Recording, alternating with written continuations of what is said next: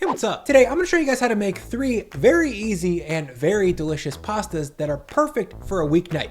I'm talking minimal ingredient usage, no major prep projects, and these pastas are ready to eat in just about 20 minutes start to finish. The first pasta is the perfect way to use that giant butternut squash that you ambitiously bought without really knowing what you were gonna use it for. To get started, I'll drop a full pot of water on the stove and bring it up to a boil. Next, I'll grab a beautiful, large butternut squash and chop off the stem end, then cut off the bottom bulge. I'll save that for making soup later in the week. Now I'll just peel the hard skin on the outside, then cut the bottom half in half top to bottom. From here, I'll drop that half on its side and then cut it into 3 to 4 triangular planks. Next, I'll cut those planks into triangles that are about 1/4 inch thick. I'm going with a flat shape here because this form factor integrates with the silly pasta shape that I've chosen much better than a chunky square. Now to cook these things, I'll flip them out onto a parchmented sheet tray, then hit with a long ziggy of olive oil, a strong pinch of salt, and then a strong pinch of black pepper. From here, I'll move this sheet tray over to a preheated 450 oven and roast for about 10 minutes. Next, I'll lay out 50 grams of pine nuts on a little sheet tray. I know pine nuts are pretty expensive, so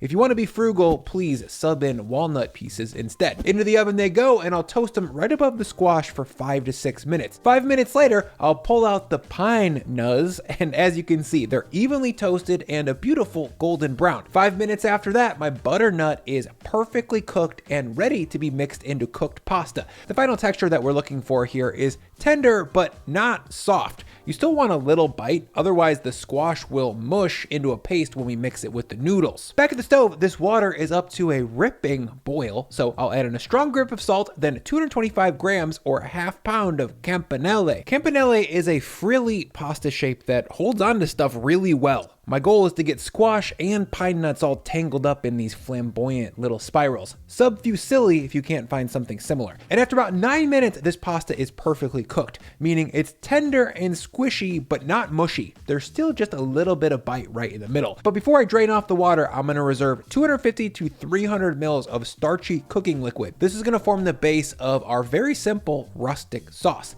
Next, I'll drain off the pasta real quick and leave it in the strainer to stay warm for about 5 minutes while I build the sauce. Now the pot goes back over medium heat, and while it gets hot, I'm gonna quickly chiffonade or thinly slice 5 to 6 leaves of fresh sage. If you don't have fresh, dried can work, but use leaves instead of ground sage and use a lot less than I've got here. Back at the stove, I'll drop in 50 grams of butter, then my chopped sage. I'll jump right into the pot and stir that to combine and fry this sage for about 90 seconds or until the butter is a dark chestnut color like this. Next, in goes my reserved pasta water, then my pasta. If you browned your butter hard and fast, this pot should be hot enough to boil the water right away, and that looks good. So next in goes another 50 grams of butter. The heat goes down to low. Then I'll turn all this fat and water into a silky sauce by pretty aggressively shaking the pan back and forth while stirring the pasta. This releases more pasta starch, helping make the sauce silkier, and it also provides the agitation necessary to create an emulsion between fat and water. And after about 45 seconds to a minute of agitation here, the final texture should look silky and opaque like this. Finally, off heat, in goes half of my toasted pine nuts,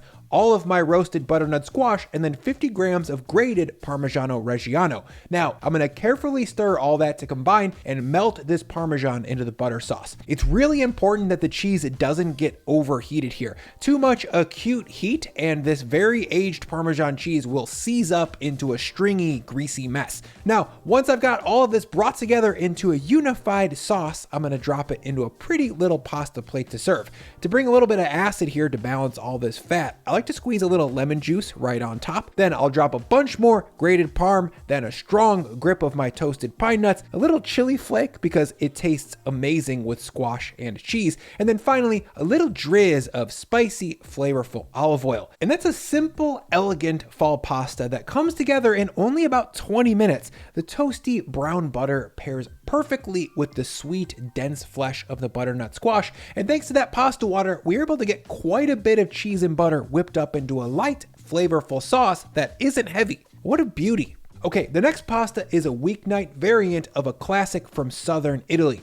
To make it, again, I'll start with a large pot of water on the stove and bring it up to a boil. While that comes up, I'll grab about 400 grams or a bunch and a half of rapini, or broccoli rabe. If you can't find rapini or you don't like its mild bitterness, feel free to sub in kale or broccolini. To prep this for the pot, I'll start at the top end and cut 4 times about 2 to 3 inches apart until I get to the stems. Those are super woody and pretty bitter, so I'll just trash those. Next, since rapini is usually pretty sandy, I'll just rinse that in some cold water. For this dish, I need 300 grams. The next bit of prep here is gonna be garlic. I've got 7 to 8 large cloves here, and I'm just gonna slice those thinly. In total, I need at least 30 grams, but honestly, you could get away with up to 50 and not regret it. Garlic is the flavor backbone of this dish, and more is actually more. Next, I'll grab a 2-ounce can of anchovies. If you don't like these, you could sub in salted capers instead, but come on, guys, be a grown-up and acknowledge that anchovies are sick. You're missing out. Now, before I prep these, I need to give them a quick rinse under water to remove excessive saltiness. Then I'll just run my knife through to give them a rustic chop. Now, at this point, my water is boiling. So in goes a big grip of salt, then 225 grams of orecchiette. Orecchiette, or little ears as they're called in Italy, is the trad shape for this dish.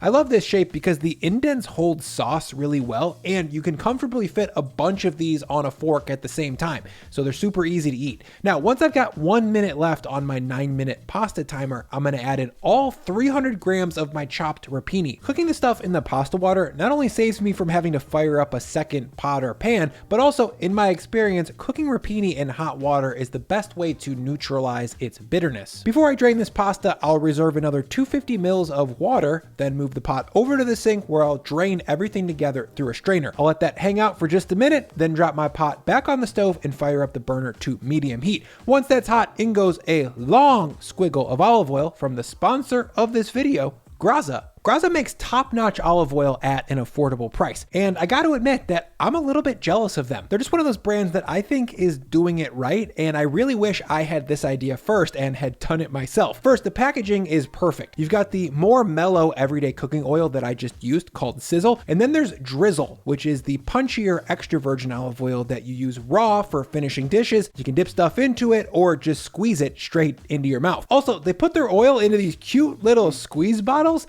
That's my thing, you guys. I transfer oil into squeezers, not only because I get to squiggle it, which is fun, but it also gives me the perfect amount of oil exactly where I want it. That's just convenient and efficient. And now thanks to Graza, you guys can buy it already in the squeeze bottle. The kicker here too is that Graza olive oil tastes incredibly good. It's made from one kind of olive from one place in Spain, and it's super fresh. The harvest date is actually right on the bottle. So to pick up a duo of Sizzle and Drizzle for yourself or your buddies who love to cook, get $5 off your first order with my code Brian at graza.co or the link in my description. Now, once I got 25 grams of olive oil hot, I'm gonna add in 50 grams of coarse panko breadcrumbs. I'll give those a quick stir to make sure the oil is evenly spread throughout. Then I'll fry them over medium heat for about a minute. I keep the crumbs moving constantly because they brown super fast and they'll burn if you take your eye off of them. And after about a minute, I've got a vibrant golden crumb here, so I'll scoot these over to a paper towel to drain off the oil. Next, I'll wipe out my pot to remove any leftover breadcrumb detritus. Then in goes another long squiggle of olive oil, about 25 grams.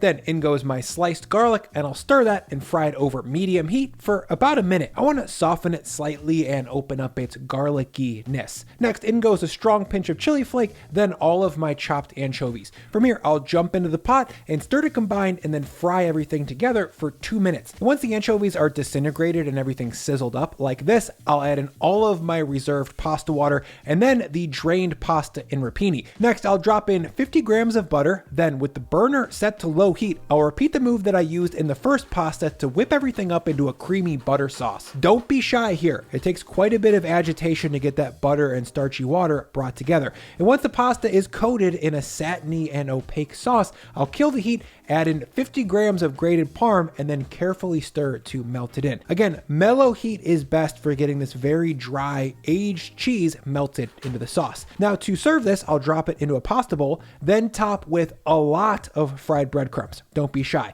Then a strong grip of parm to bind it all together, and then finally a little hit of finishing oil to bring bring some bright, fresh olive flavor to the top. You guys, this is one of my favorite pastas of all time. It's rustic and humble and extremely flavorful. The rapini is tender and juicy. The sauce is warm, aromatic, and deeply umami. And oh yeah, there's fried bread all over it. I really hope you guys try this one. Anchovies are dope.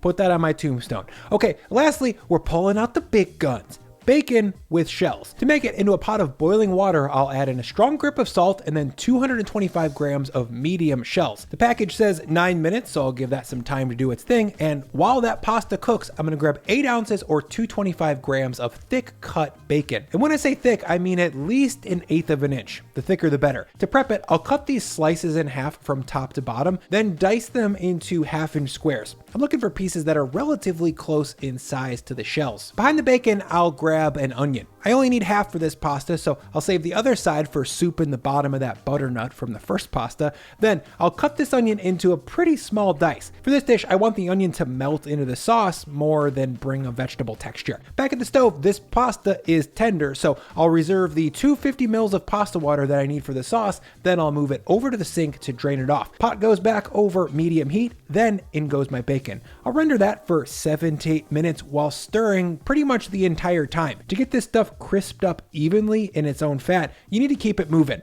And after 7 to 8 minutes, the fat in this bacon is fully rendered out, and now it's got a nice crispy reddish brown color. So I'll take it off the heat and drain it on a paper towel. Now back to the medium heat pot here, I'll add in a little bit more olive oil, then all of my diced onions and a small pinch of salt. I'll give those a quick stir and saute them for 3 minutes while trying to scrape up some of the stuff on the bottom of the pot. And once the onions are softened like this, I'll add in my pasta water, then the shells. Ooh, they got a little clogged up in the colander there. I'll just pound that. Now 50 grams of butter goes in, and I'll give the pot a quick shake and a stir to whip this up into a butter sauce. And once things are opaque and creamy like this, I'll add in the rendered bacon, 125 grams of frozen peas, and 50 grams of grated parmesan. From here, it's just a simple toss and stir off heat to gently melt in the parm and get everything combined. If your sauce is looking a little bit broken, you could add in some water and a little bit more butter and just keep on stirring. It'll eventually come together. Now to serve, I'll top it with a big grip of Parmesan cheese, a strong pinch of black pepper, and then a little bit of olive oil, never hurts, on top. For me, this dish is a subtler, lighter version of carbonara with a ton of smoky flavor. Plus, it also has a wonderful sweetness to it from the onions and the peas. The black pepper also kind of reminds you of cacio e pepe, and the Parmesan, well, it does its thing and kind of unifies all these flavors together. If you're interested in seeing some more pasta techniques and you want to see how to make a proper creamy carbonara with eggs and the whole thing, then check out this video for my 1 pot 20-minute carbonara. I'll see you there.